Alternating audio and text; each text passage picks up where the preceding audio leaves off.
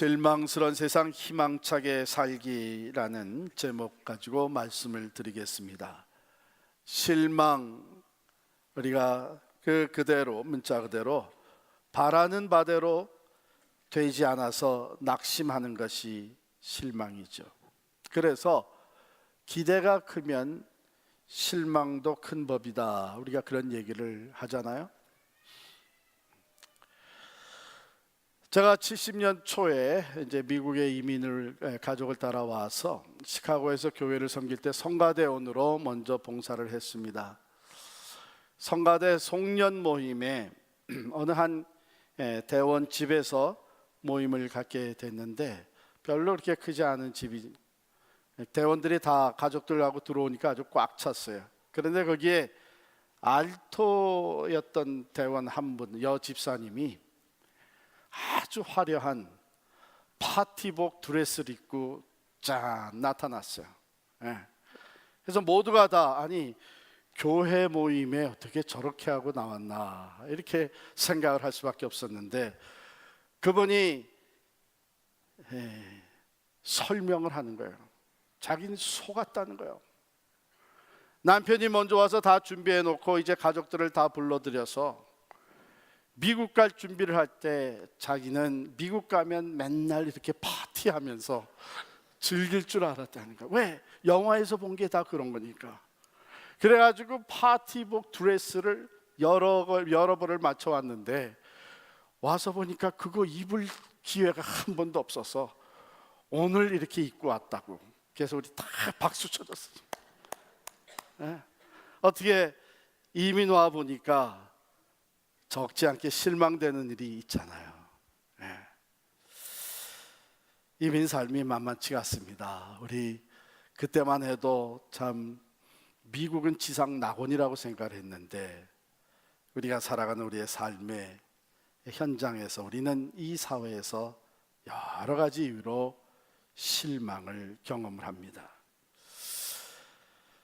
러시아의 시인 푸시킨이 삶이 그대를 속일지라도 라는 시를 썼습니다. 여러분도 아마 잘 아실 거예요. 제가 그 한 부분만 읽어드리겠습니다. 삶이 그대를 속일지라도 슬퍼하거나 노하지 말라. 슬픈 날엔 참고 견디라. 즐거운 날이 오고야 말리니 마음은 미래를 바라느니 현재는 한없이 우울한 것. 모든 것 하염없이 사라지나 지나가 버린 것 그리움 되리니 삶이 그대를 속일지라도 노하거나 서러워하지 말라. 절망의 나날 참고 견디면 기쁨의 날 반드시 찾아오리라. 마음은 미래에 살고 현재는 언제나 슬픈 법. 모든 것은 한순간 사라지지만 가버린 것은 마음에 소중하리라. 삶이 그대를 속일지라도 슬퍼하거나 노하지 말라. 서름의 날을 참고 견디면 기쁨의 날이 오고야 말리니. 사실 우리는 삶의 현장에서 이렇게 슬픈 일들, 실망스러운 일들을 많이 경험하고 살고 있습니다. 누군가 우리를 실망시킬 때 그 실망은 낙심으로, 불안으로, 고통으로 이어집니다. 사귀던 사람과 헤어지고, 결혼 생활이 파경에 이르고, 모든 사랑을 다 쏟아부어 길렀던 자녀가 이제는 반항하게 되고, 친구가 신의를 저버리고, 은혜를 입은 사람이 오히려 내 등에 비수를 꽂는 일들이 우리의 삶에는 얼마든지 일어나고 있습니다. 그런데 그뿐만 아니라 나 자신에 대해서 내가 실망하기도 합니다. 시험에 떨어지고 직장을 구하지 못해서 좌절하고, 누군가의 인정을 받지 못해 어쩌면 나는 쓸모없는 존재가 아닌가 하는 나 스스로에 대한 실망이 찾아오기도 합니다. 세상이 어차피 그런 세상이라면 우리는 실망하고만 있을 수는 없고, 어떻게 이 실망의 벽을 넘어서 희망으로 나아갈 수 있는가 하는 지혜가 또한 교훈이 필요합니다. 오늘 말씀은 바로 그러한 하나님의 지혜와 우리의 믿음을 붙잡아주는 교훈이 담겨져 있습니다. 본래 시편 43편 우리가 읽은 것과 그 앞에 있는 42편은 하나의 시라고 해요. 1, 2, 3연으로 나누어진 시라고.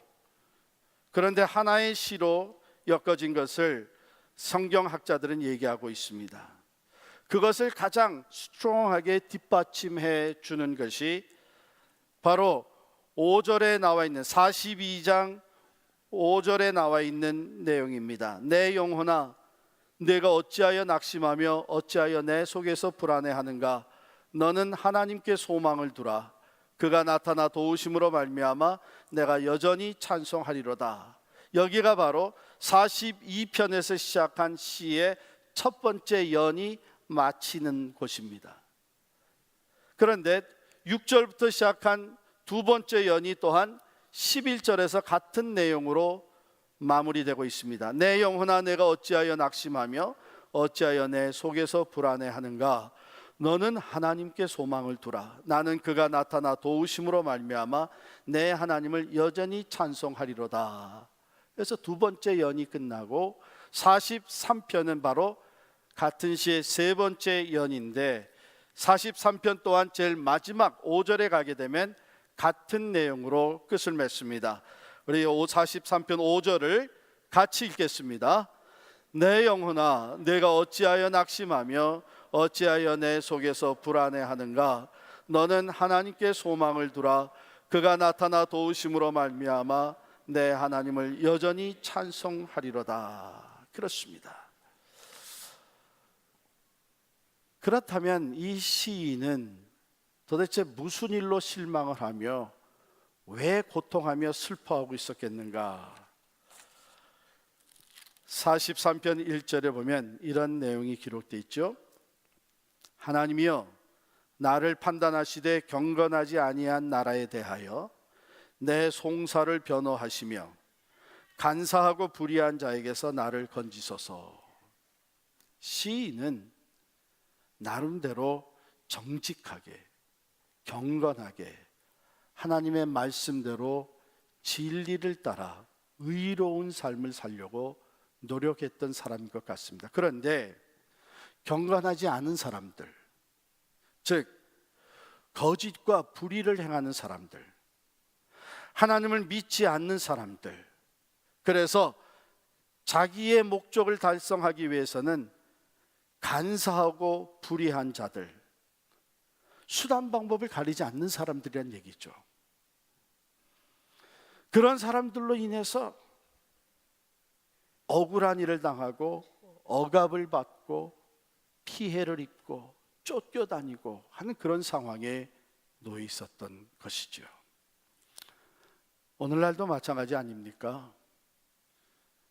정직하고 진실되게 바르게 살려고 하는 사람들이 어려움을 겪고 정말 신앙인답게 살려고 하는 사람들이 세상에서 손해를 보며 오해를 받고 또한 억압을 받는 일들이 적지 않게 일어나고 있습니다.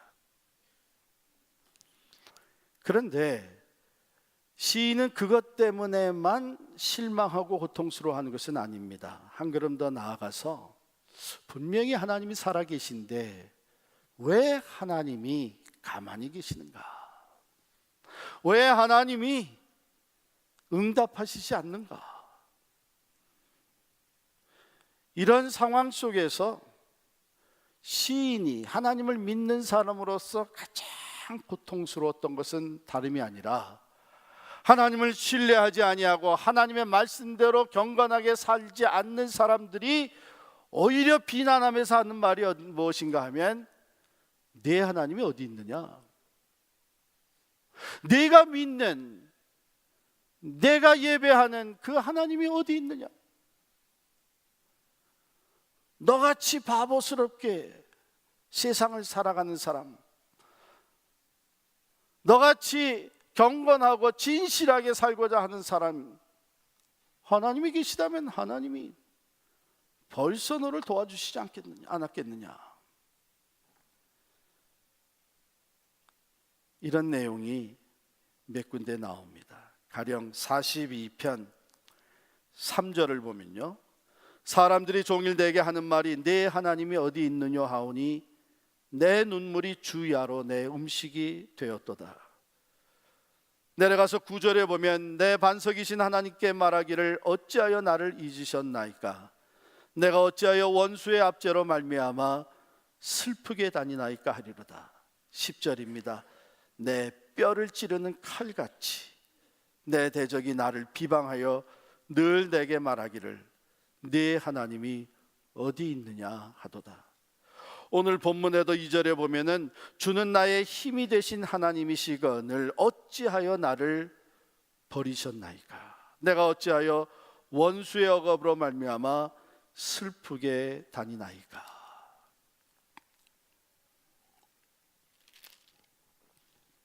실망스러운 상황, 억울함과 억압을 당하고 있는 그런 상황 속에서 시인은 하나님을 온전히 의지하고 나아가기를 원하는데 그 하나님이 잠잠하신 거예요.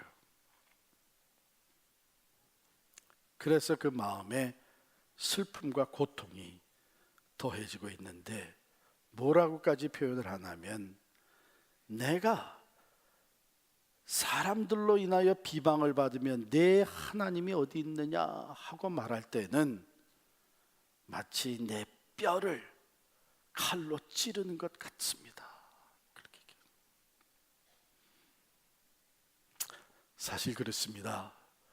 우리가 믿음을 가지고 신앙생활을 한다고 하지만 우리는 이러한 상황을 경험할 때가 없지 않아 있습니다. 독실한 신앙인이면서 신학 철학 교수였던 니콜라스 월터 스토프도라고 하는 사람은 스위스에 가서 유학을 하던 아들이 등반사고로 추락해서 목숨을 잃게 되었습니다. 그때 많은 사람들이 그를 위로하고자 했지만 그는 그 위로를 다 거부했다고 합니다. 그러면서 외치는 말이 왜 하나님은 내 아들이 추락할 때에 그를 붙잡아 주시지 않으셨는가.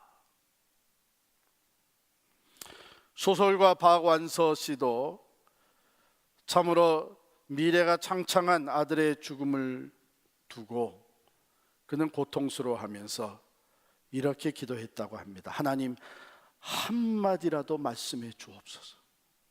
한 말씀만 주옵소서. 왜 이런 일이 내 아들에게 일어났는지, 만일 그것이 내 죄가 많아서 그렇다면 왜 내 아들입니까? 나를 치셔야죠. 나를 데려가셔야죠.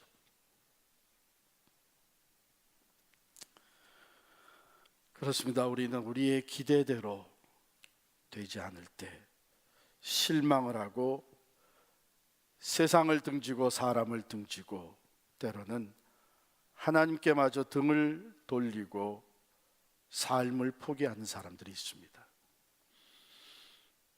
그런데 우리가 세상을 그렇게만 살아갈 수는 없죠. 왜냐하면 세상은 어차피 실망스러운 세상입니다. 때로는 자녀 문제로, 사업의 문제로, 인간관계의 문제로 우리는 실망합니다. 문제는 세상이 달라지기를 원하는 것보다는 오히려 세상이 우리를 실망케 할 때에 그것을 어떻게 극복하고 여전히 희망차게 살아가느냐 하는 것이 우리에게 주어진 과제이고, 하나님은 바로 그러한 삶을 살 수 있도록 우리에게 말씀하고 계십니다. 시인을 통해 주시는 말씀입니다. 시인은 그것을 어떻게 극복하였는가? 먼저 하나님을 바라보았습니다. 왜냐하면 하나님이 가장 크신 분이시고, 하나님은 완전한 공의의 하나님이시고, 하나님은 완전하신 주권과 섭리를 가지시고 모든 것을 다스린다고 하는 것을 그는 확실하게 믿었기 때문입니다. 여러분, 이것이 우리에게 주어지는 지혜예요. 왜냐하면 우리가 이미 세상에서 그것을 경험하고 있습니다. 맞대놓고 해결이 안 되면 그 사람보다 더 위에 있는 사람을 찾아가야 되잖아요. 그 사람이 권위가 있고 해결할 수 있는 능력이 있으니까. 제가 1995년도에 그것을 경험을 했습니다. 미국 온 지 22년 만에 처음으로 한국으로 나간 거예요. 가족과 함께 나갔어요. 집회 부탁받은 거 다 마치고 형님이 저에게 너 오랜만에 한국에 나왔는데 그래도 하루라도 좀 관광을 하고 돌아가야 되지 않겠느냐 해가지고 제주도를 다녀오라는 거예요. 1995년도에. 거기에 다 호텔 예약을, 제주도 신라 호텔에 예약을 해놨고 비행기 왕복 티켓도 너희 부부 거 다 해놨으니까 다녀오라는 거예요. 형이 있으면 이렇게 좋습니다. 갔어요. 제주 공항에 내려가지고 호텔에 들어가 체크인을 하려고 그랬는데 예약이 안 돼 있다는 거예요. 그게 무슨 소리냐? 분명히 예약이 돼 있다 그래가지고서는 왔는데, 그래 좋다. 예약이 안 돼 있어도 아무 방이나 하나 달라 그랬더니 꽉 차고 없다는 거예요. 이러니 이건 난리가 났죠. 그래서 전화를 했죠. 서울에다 형한테 전화를 해서 이거 어떻게 된 거냐고.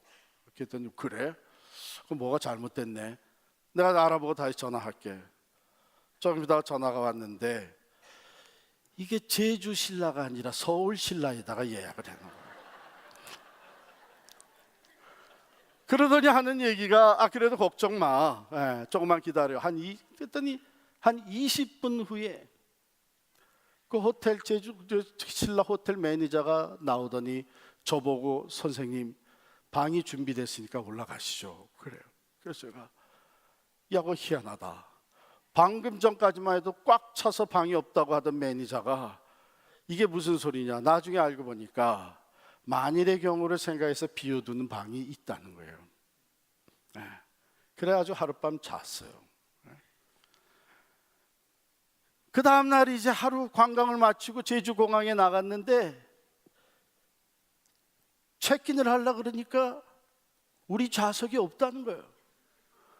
그게 무슨 소리냐고 내가 바로 어제 여기 와가지고 왕복 티켓을 끊어가지고선 오늘 돌아가는 건데 그게 무슨 소리냐 했더니 그때만 해도 한국의 이 예약 시스템이 제대로 운영이 안 돼가지고 거기에 도착하면 미리 거기에다가 연락을 해가지고 내가 약속한 대로 그날 비행기 타러 간다는 거를 컨펌을 해야 된다는 거예요. 그래서 제가 그랬죠. 그게 무슨 소리요?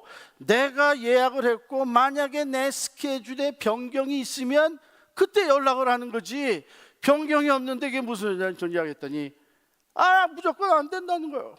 연락을 안 하셨기 때문에 안 됩니다. 지금은 낮았지만 그때는 그랬다는 것이죠. 그때 제가 생각이 났어요. 우리 형님이 제가 그때 나갔을 때 하는 말이 아직 한국은 되는 것도 없고 안 되는 것도 없으니까 무슨 문제가 생기면 먼저 큰 소리를 쳐야 된다. 그래서 제가 그때 알았어요. 왜 한국 사람들은 서로 맞부딪히면 먼저 큰 소리 치는지 그때 알았어요. 그래서 제가 과장 나오라 그랬죠. 젊은 과장이 나왔어요. 자초지종을 설명을 했어요. 그랬더니 이 사람이 대뜸 하는 말이 선생님 미국에서 오셨습니까? 그래요. 하는 말이 죄송합니다만 우리 한국은 아직 그런 예약 시스템이 잘 돼 있지 않아서 연락을 하셨어야만 됩니다. 그렇지만 걱정하지 마십시오. 그러더니 조금 있다 오더니 타십시오. 탑승하십시오. 그래서 탔더니 퍼스트 클래스예요. 여러분 맞부딪혀서 안 되면 그 더 위에 있는 사람한테 도움을 요청을 해야 되잖아요. 그것을 카운터에 있는 사람하고 아무리 얘기해도 이게 먹혀 들어가지가 않는 거예요. 자기네들은 하라는 대로 해야 된다는 거예요. 여러분, 누가 가장 위에 계십니까? 하나님이 계신 거예요. 만유의 주가 되시고 만물을 다스리시고 완전하신 주권을 가지시고 나라도 세우시고 나라도 폐하시고 사람을 세우기도 하고 사람을 낮추시기도 하시고 생사화복을 주관하시는 하나님이 계신 줄을 믿으시기를 바랍니다.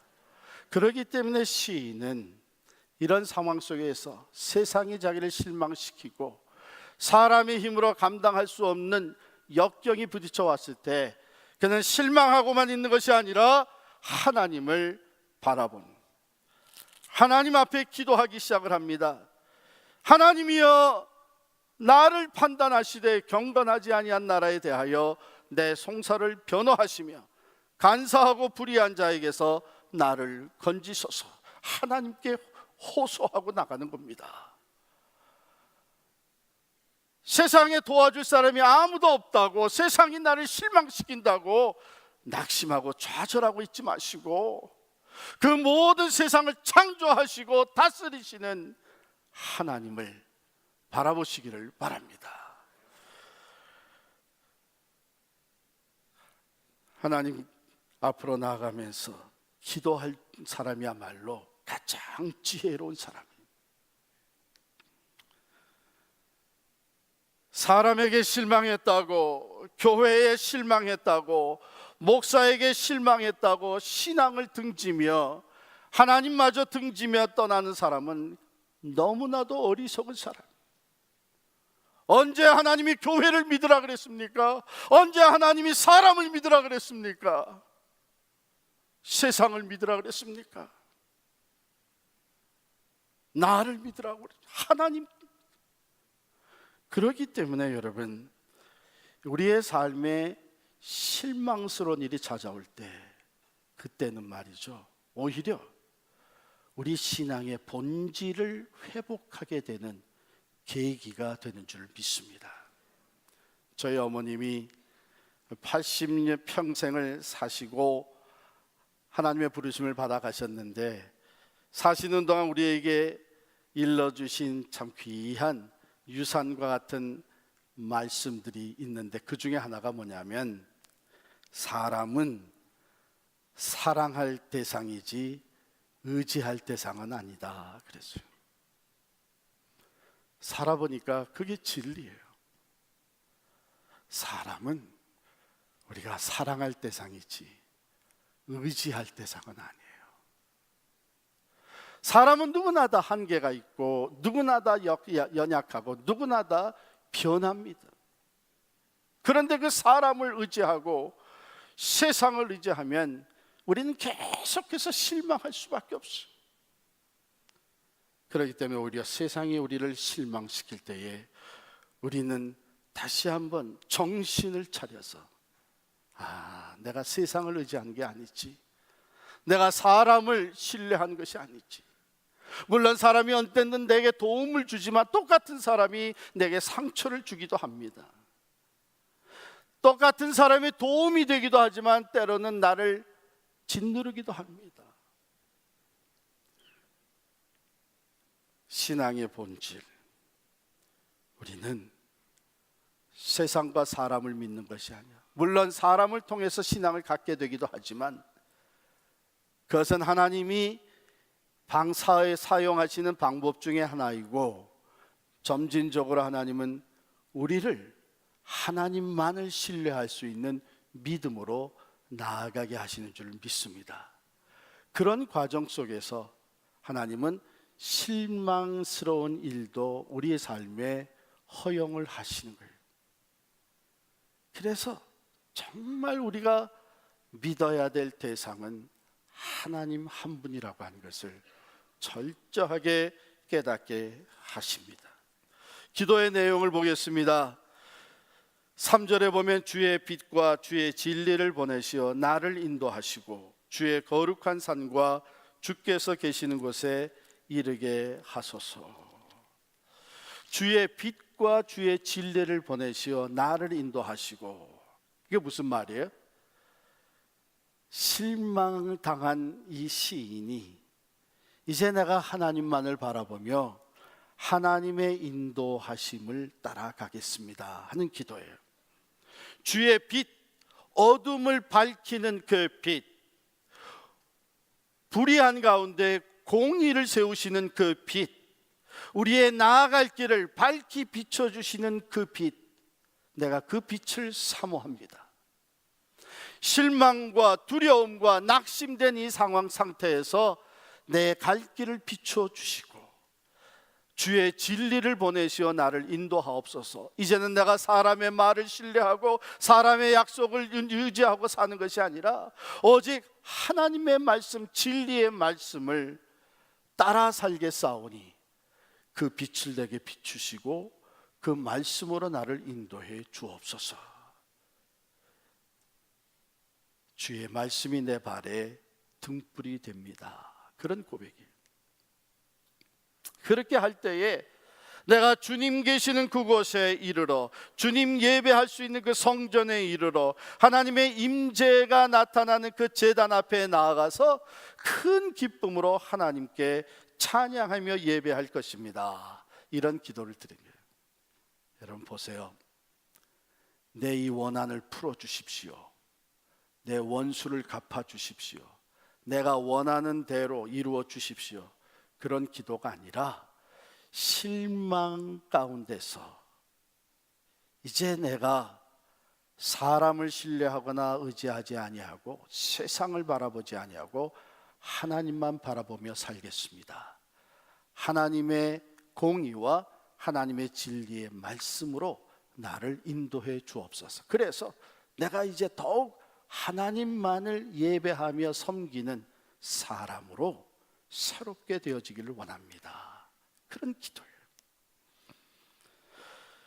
그러면서 시인은 자기 자신에게, 실망하고 있는 자기 자신에게 명령하듯이 얘기합니다. 내 영혼아, 내가 어찌하여 낙심하며 어찌하여 내 속에서 불안해하는가. 이 말은 뭐냐면 지금 현 상태만을 얘기하는 것이 아니라 자기 자신을 탓하는 말이에요.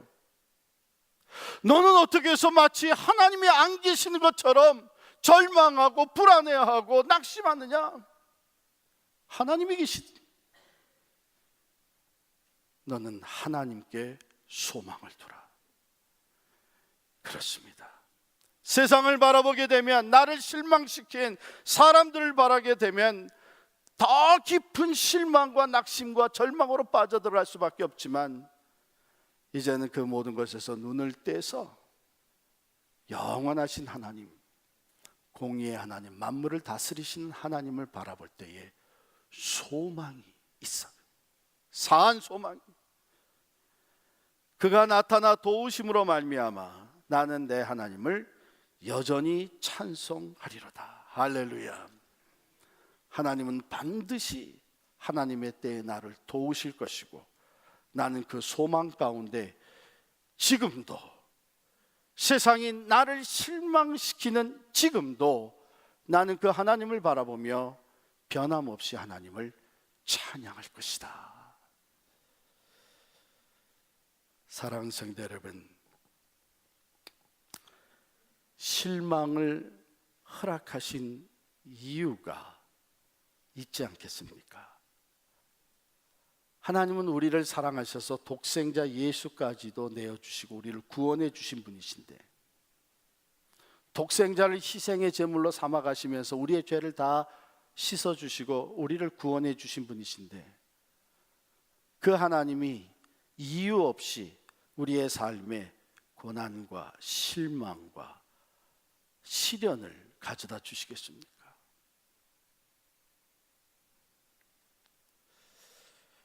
실망을 허락하시는 이유가 무엇일까?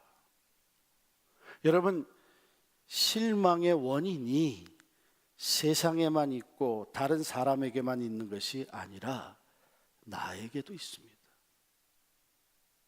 왜냐하면 나의 기대와 실망은 아주 밀접한 관계이기 때문이죠. 어쩌면 이 실망을 통해서 우리는 내 기대가 잘못되었었다는 것을 깨닫게 되는 거예요. 한 걸음 더 나아가서 내 신앙이 잘못되었다고 하는 것을 깨닫게 되는 거예요.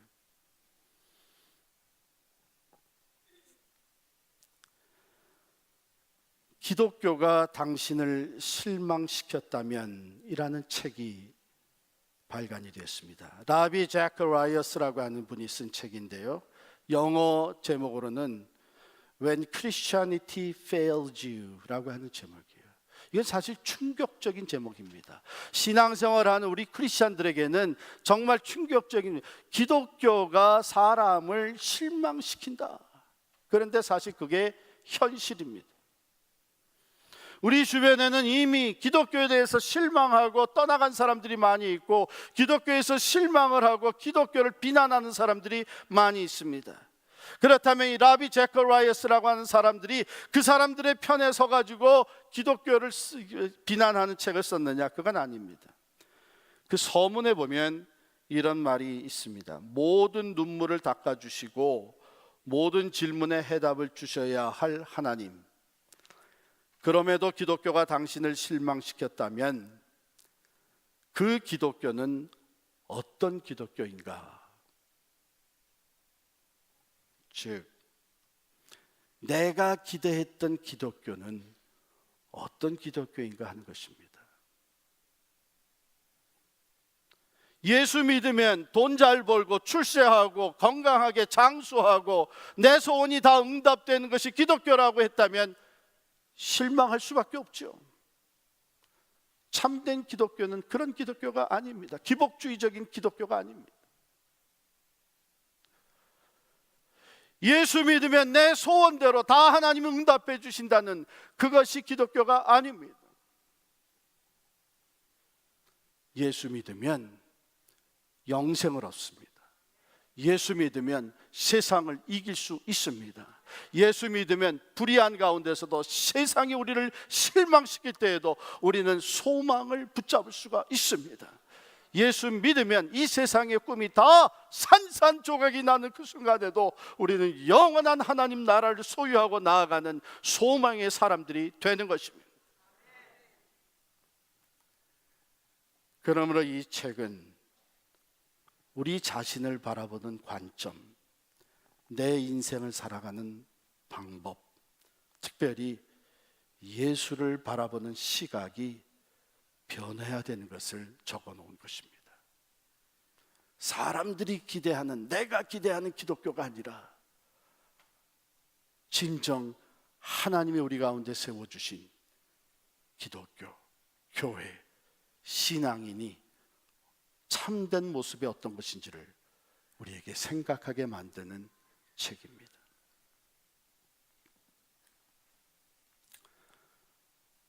당신을 실망시킨 것이 예수 그리스도의 복음 그 자체인지 아니면 그 이름을 내걸고 있는 교회인지 분별해야 될 때가 왔습니다. 교회가 하나님은 아닙니다. 능력 있는 지도자가 예수님을 대신할 수 없습니다. 만일 그렇게 생각하고 교회를 믿고 지도자를 믿었다면 우리는 실망의 실망을 거듭할 수밖에 없습니다. 그렇게 믿고 더 좋은 교회를 찾아다니고 더 좋은 지도자를 찾아다니면 실망의 연속일 수밖에 없습니다.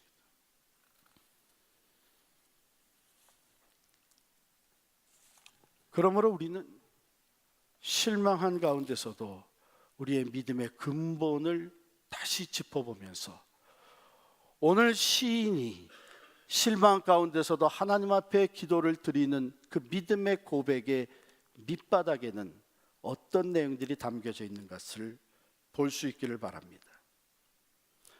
구절구절마다 5절이 있는데 구절구절마다 하나님이 어떤 분이신가 하는 것을 고백하며 기도하고 있습니다. 하나님이여 나를 판단하시되, 즉 하나님은 궁극적인 재판관이 되신다는 것입니다.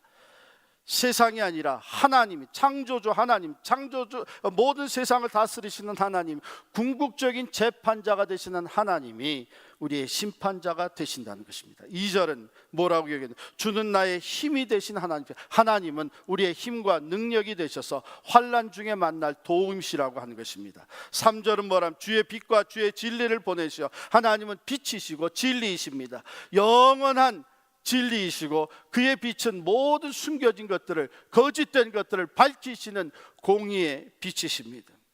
4절입니다. 나의 큰 기쁨에 하나님께 이르리이다. 하나님은 하나님의 자녀들을 기쁨으로 이끌어 가시는 분이십니다. 잠시 실망한 과정을 허용하시기는 하지만 궁극적으로 하나님 안에서 큰 기쁨을 누리게 하시는 분이 하나님이십니다. 마지막에 나의 소망을 그에게 두라. 그가 나타나 도우심으로 말미암아 내 하나님을 여전히 찬송하리이다. 우리가 믿는 하나님은 소망의 하나님이십니다. 이 세상의 소망, 썩어지고 말 것이 아니라 영원한 산 소망이 되시는 분이 하나님이시고, 그 하나님은 우리의 도움이 되시는 분이십니다.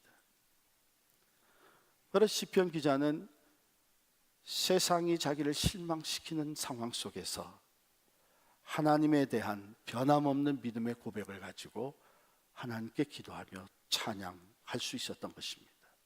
소망으로 나아가게 된 것입니다. 바울과 실라가 바로 이런 믿음을 가지고 있었습니다. 바울과 실라는 오해를 받고 억울하게 죄명을 뒤집어 쓰고 매를 실컷 앓고 선교를 하던 그들이 이제는 감옥에 갇히게 되었습니다. 큰 고통과 실망 가운데 한밤중에 그들은 끙끙거리며 하소연하며 두려워하며 원망하며 저주하며 자기를 실망시킨 이 세상 원수들 향해서 이를 갈고 있었던 것이 아닙니다. 그들은 한밤중에 하나님을 찬미하며 기도했습니다. 세상이 그들을 실망시켰지만 그들은 하나님께 소망을 두고 하나님을 찬미하며 기도할 때에 지진이 일어나게 되었고 옥문이 열리게 되었고 바울과 실라는 풀려날 뿐만 아니라 주변의 많은 사람들에게 하나님의 살아계심을 증거할 수 있게 되었습니다. 십자가와 부활이 바로 그것을 우리에게 잘 전해주고 있습니다. 예수님을 따르던 제자들, 그들은 큰 기대를 가지고 따랐습니다. 예수님으로 인하여 자기들의 소원이었던 다윗 왕국, 이 땅의 강대국을 이루었던 다윗 왕국이 재건되리라고 하는 소망을 가지고, 기대를 가지고 따랐습니다. 그런데 예수님이 십자가에서 맥없이 달려 돌아가셨습니다. 그들의 꿈은 산산조각이 나고 다 흩어졌습니다. 시리에 빠진 두 제자가 엠마오를 향해서 터벅터벅 걸어가고 있을 때 부활하신 주님이 그들 가운데 나타나셔서 동행하시며 말씀을 풀어주셨다 그랬습니다. 모세와 선지자의 글로부터 시작을 해서 말씀을 풀어주시며 하시는 말씀이, 그리스도가, 너에게 약속된 메시아가 이 고난을 받은 후에 영광에 들어갈 것이 아니냐 하는 말씀을 풀어주셨습니다. 그때 그들의 마음이 뜨거웠다 그랬습니다. 제자들은 기대를 가지며 예수님을 따라가면서 십자가의 고난 후에 부활의 영광과 승리가 있는 것인데 고난은 싫어했습니다. 고난은 보고 싶지도 않았습니다. 고난은 염두에도 없었습니다. 부활의 영광과 승리만을 바라보며 기대를 가지고 따라갔던 저들, 십자가의 사건 앞에서 그들의 꿈이 산산이 기대가 깨어져 버리자 다 실망하고 떠날 수밖에 없었습니다. 그러나 이 진리를 깨달은 후에 십자가의 사건은 하나님의 그 놀라운 계획, 십자가 후에 부활의 영광과 영원한 승리가 있은 이 계획의 한 부분이었다고 하는 것을 깨닫게 된 저희들은 엠마오로 가던 두 발걸음이 180도 돌이켜서 다시 예루살렘을 향합니다. 어둠으로 내려가던 그들의 발걸음이 이제는 밝아오는 새벽을 향해 달리기 시작을 합니다. 시리에 빠져서 터벅터벅 걸어가던 저들이 믿음의 확신을 가지고 새벽을 향해 달리기 시작을 합니다. 예루살렘에 도착한 저들은 예수 그리스도가 부활하셨다, 우리 엠마오길에서 우리가 그를 만났다고 증거하게 됐습니다. 부활하신 주님은 이제 승천하시게 되셨습니다. 예수님의 승천을 앞두고 제자들은 예수님께 물었습니다. 이스라엘을 회복하실 때가 이때니입니까? 이제는 십자가도 있고 부활의 사건도 있고, 이제는 그렇다면 이 물질적인 나라 다윗 왕국을 회복하실 때가 이때입니까? 그때 주님 말씀하셨어요. 때와 기한은 아버지의 권한에 있으니 너희가 알 바 아니오. 오직 성령이 너희에게 임하시면 너희가 권능을 받고 예루살렘과 온 유대와 사마리아와 땅 끝까지 이르러 내 증인이 되리라. 주님께서는 그들이 실망할 수밖에 없는 얘기를 했습니다. 그러나 그들은 하나님 안에, 주님 안에 감추어진 새로운 비전을 보게 된 것이죠. 이스라엘뿐만 아니라 온 인류를 회복시키시는 하나님의 엄청난 원대하신 계획이 있는 것을 깨닫게 되었습니다. 성령이 임하면서 저들은 이 사실에 예수 그리스도의 십자가와의 부활의 증인이 될 것을 다짐하며 생명을 내어놓고 순교자적인 신앙으로 예수 그리스도를 증거하는 증인이 되었고, 그 결과 예루살렘에서 온 유대와 사마리아와 땅끝까지 하나님의 나라가 세워져 나가기 시작을 한 것입니다. 사랑하는 성도 여러분, 세상이 우리를 실망시킬 때에 하나님을 바라보시기를 바랍니다. 하나님이 침묵하신 것 같아서 고통과 슬픔이 찾아올 때에 하나님의 신실하심을 의지하시기를 바랍니다. 세상은 우리를 실망시키지만 하나님은 절대로 하나님의 사람들을 실망시키지 않으십니다. 단지 우리의 기대가 잘못될 수 있는 것입니다. 하나님의 때에 하나님은 반드시 하나님의 말씀대로 이루시는 분이신 줄을 믿습니다. 하나님의 때에 하나님은 반드시 기도에 응답하시며 하나님의 구원을 보여주실 줄을 믿습니다. 하나님의 때에 하나님은 모든 불의와 부정, 거짓을 다 물리치시고 하나님의 공의를 밝히 나타내 보여주시며 하나님의 승리를 선포해 주실 줄을 믿습니다. 그러므로 우리는 세상이 우리를 실망시킬 때에 하나님을 바라보시기를 바랍니다. 하나님만을 의지하시기를 바랍니다. 하나님이 깨닫게 해주신 대로 나의 기대가 잘못된 것을 깨닫게 될 때에 하나님 앞에 겸손히 고백하며 하나님의 뜻, 하나님의 말씀에 나의 기대를 맞추고 나갈 수 있기를 바랍니다. 위로하시고 새롭게 하시고 일으켜 세워주시고 승리케 하시는 하나님의 은혜가 여러분과 저와 우리 교회에 함께 하실 줄을 믿습니다.